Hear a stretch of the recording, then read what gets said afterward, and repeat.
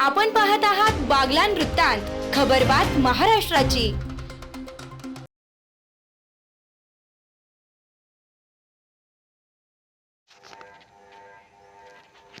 तीर्थक्षेत्र विकासाच्या मुद्द्यावर अंबासनच्या यात्रेत श्रेयवादाची लढाई।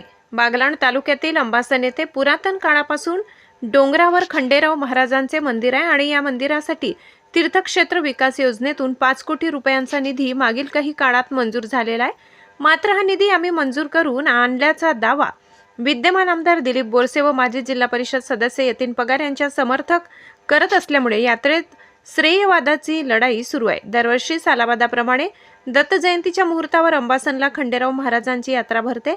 चालू आठवड्यात यात्रा सुरू झाली, मात्र यात्रा उत्साहात सर्वत्र प्रचंड बॅनरबाजी व सोशल मीडियावर शाब्दिक चकमकी दिसून आल्या।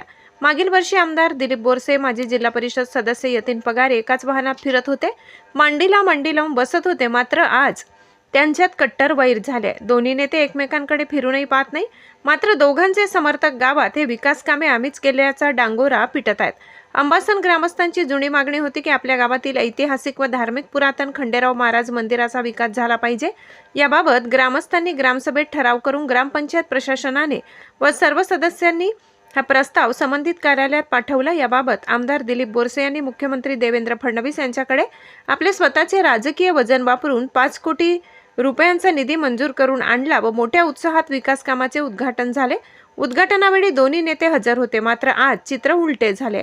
आमदार समर्थक म्हणतात की निधी आमदारांनी आणला, यतीन पगार समर्थक म्हणतात की सदर निधी आम्ही आणलाय।